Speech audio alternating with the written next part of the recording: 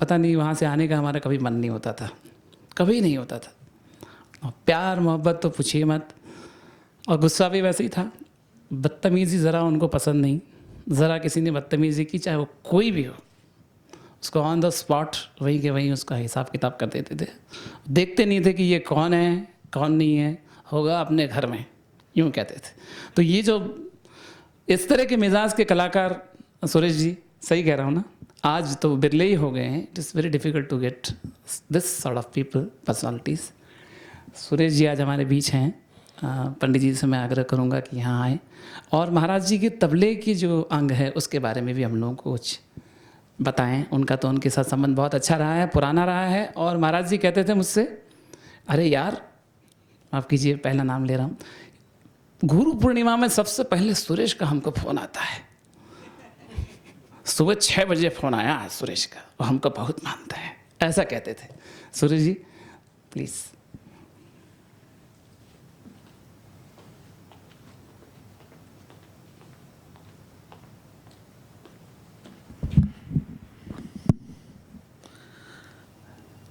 खरंच न चुकता मी गुरुपौर्णिमेला 5-7 जणांना फोन आवर्जून करत असे, आमच्या गुरुजी सोडून. पण ती आता वेळ परत येणार नाही.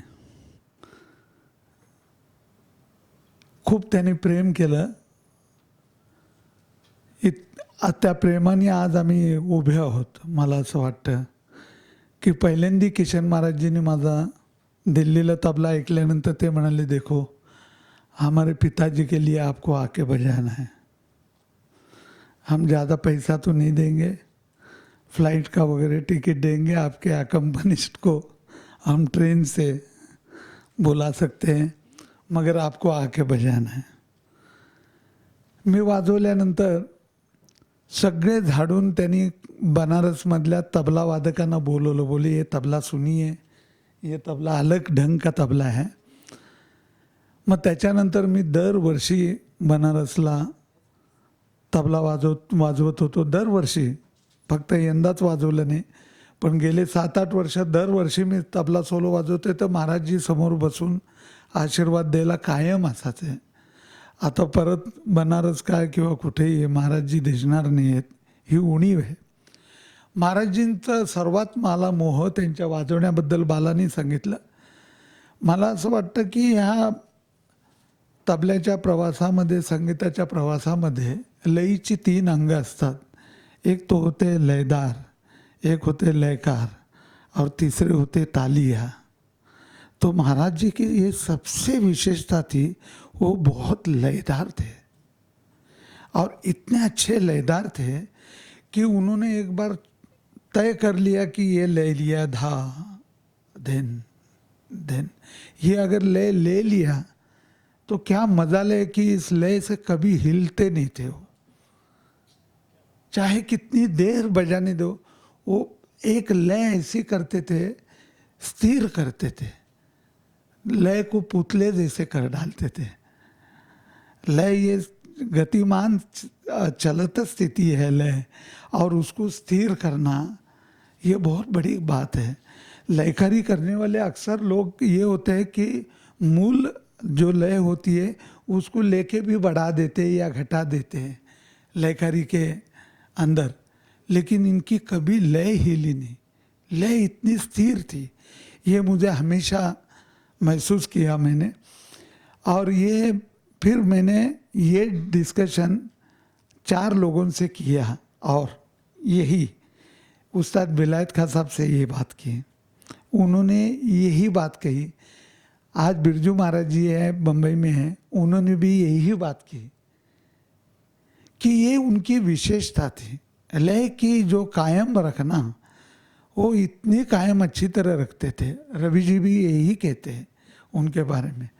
बोले किशन भैया की लय तो ऐसी लय नहीं मिलती है जो स्थिर मिलती है लय, ऐसी लय बहुत कम लोगों की मिलती है.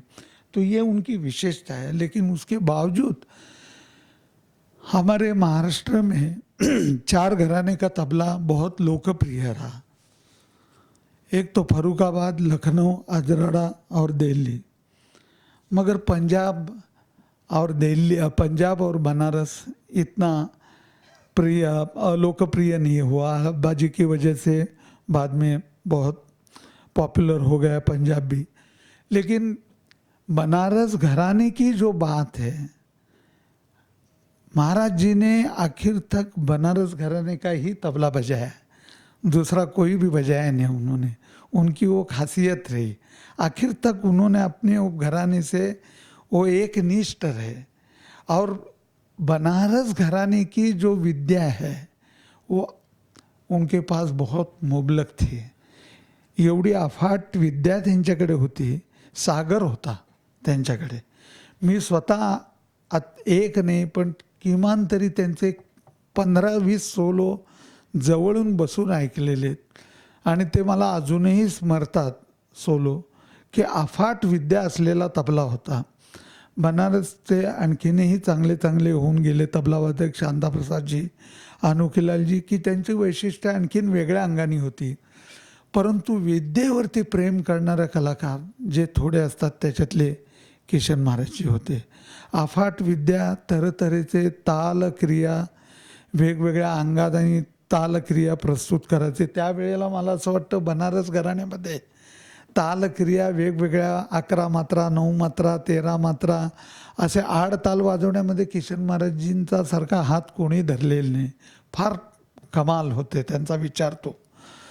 त्याच्यानंतर त्यांच्यासारखा धमार, किशन महाराजजी म्हणजे त्यांचा धमार।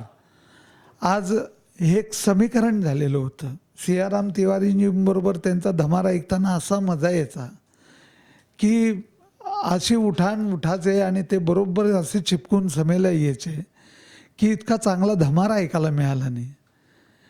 त्याच्यानंतर मला असं वाटतं महाराजजींच्या विशेषतामध्ये ते नुसते तबलावादक नव्हते, तर उत्तम साहित्य जाणणारे होते।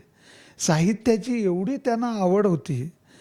मला एकदा राजन साजनपैकी राजन किमान तरी 15-16 आस्थाही ऐकवत होते आणि त्यांनी सगळ्या सांगितले या सगळ्या बंदिशींचे शब्द महाराजजींचे आहेत। आणि त्या बंदिशीचे शब्दाचं स्टँडर्ड इतकं वरच्या दर्जाचं होतं। जसं आता श्रुती बसलेले आहेत अल्लादिया खासाबांच्या बंदिशींचं, म्हणजे त्याच्यातल्या साहित्याचा जो एक वेगळा अर्थ आहे अल्लादिया खासाबांच्या बंदिशीमध्ये, तो ह्यांचा एक आणखीन वेगळा दर्जा होता। आणि इतकं चांगलं साहित्य होतं, ते तर उत्स्फूर्त कविता करायचे, अप्रतिम कविता करायचे, तिथल्या तिथे कविता करायचे। हजर जबाबी तर होतेच। बालाने सांगितल्यासारखं मूडही त्यांचा इतका चांगला असायचा प्रत्येक वेळी, पण तेवढाच मूड जायचाही, कुठल्या गोष्टीमुळे जायचा याचा भरोसा नसायचा। आज त्यांचं सगळं, त्यांचं रागवणं, त्यांचं प्रेम, हे सगळं आम्हाला आशीर्वाद बनलं आहे, विसरू शकत नाही। माझ्यावर ते रागवलेही आहेत अनेक वेळा, पण त्याच्यापेक्षा अधिक प्रेम केलं आहे। मनुष्य रागवतो केव्हा, की ज्याला आपलं व्यक्ती वाटते त्यावेळी रागवतो। रागवली नाही तर मनुष्य अवॉइड करतो की ज्याने जुयार, पण रागवतो केव्हा, की त्याला आपली व्यक्ती वाटत असते म्हणून ते रागवतात। आज ते मला आठवतं। आणि ह्या महाराजांच्या स्वभावामध्ये मला असं वाटत होतं, मी इतका जवळ गेलेलो होतो की कधी कधी शिकायत मी सुद्धा त्यांच्याकडे करत असे। मला माहिती आहे, विशेष करून त्यांनी पद्मविभूषणच्या अवॉर्डच्या वेळेला मी त्यांना, आता मी हे खरं सांगता कामा नये, पण त्यांनीच पेपरमध्ये सगळीकडे हे म्हटले की सुरेश की वजह से मैंने ये अवॉर्ड ॲक्सेप्ट किया। बनारसच्या सगळ्या पेपरमध्ये सुद्धा म्हटलं आहे त्यांनी। पण मी शिकायत करत होतो आणि ते त्याला सुद्धा किंमत देत होते। या नेक्स्ट जनरेशनमधून कोणी काही विचार मांडतायत तर ते ऐकत होते गंभीरतेने, आणि गंभीरतेने ऐकून त्याचं ते पालनही करत होते।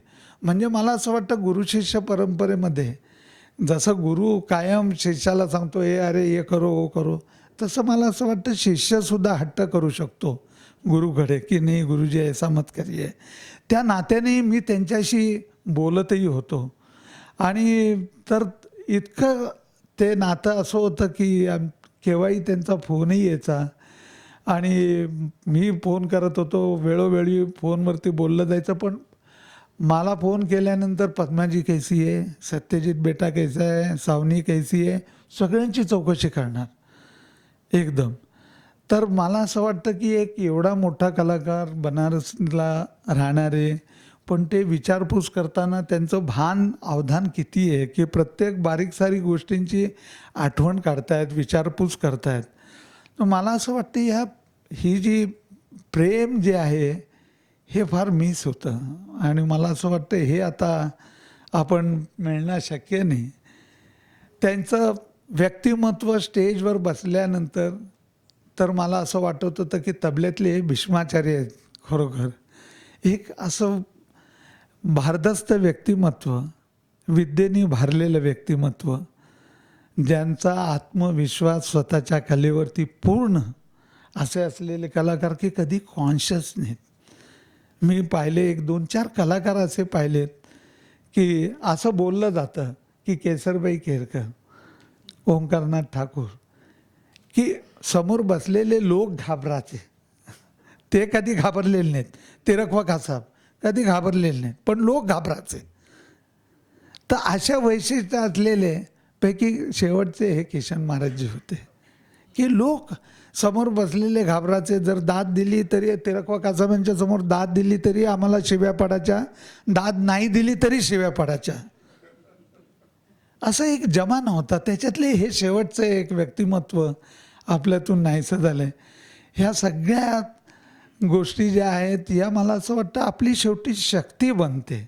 त्यांच्या आठवणी या सगळ्या आपल्या कलेला पुढे न्यायला एक मार्ग बनतो. आणि मला असं वाटतं त्यांना खरी श्रद्धांजली हीच आहे की त्यांनी सांगितलेल्या गोष्टीचं आपल्या हातून काही चांगलं गोष्ट घडावी, हीच त्यांच्या आत्म्याला खरोखर शांती देण्यासारखे आहे. नमस्कार.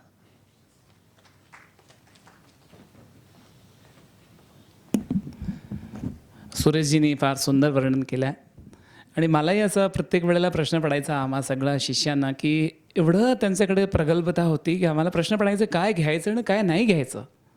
आणि जसं ह्यांनी सांगितलं की कधी आम्हाला सांगितलं वाह केलं क्या समजा, क्यों वाह किया, आणि नाही कूड समज में नहीं आ रहा है, असे दोन्ही बाजूनी ते. म्हणून आम्हाला खरंच प्रश्न पडायचे की काय करायचं आणि काय नाही. आम्ही गप्प आपलं मख्खासारखं बसून राहायचं. कळलं नाही कळलं काय त्यांना कळूनच द्यायचं नाही, असं असायचं त्यांचं.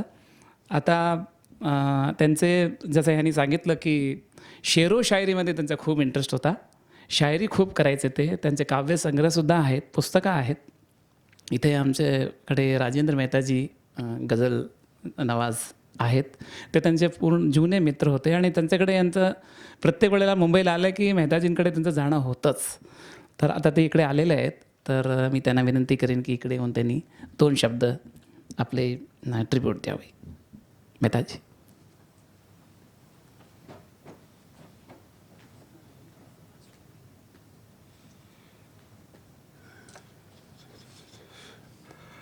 यहाँ ऐसे लोग बैठे हैं कि मेरा मुंह खोलना भी ठीक नहीं, परंतु महाराज जी का जब सुना रात को 1:30 बजे इनका SMS आया.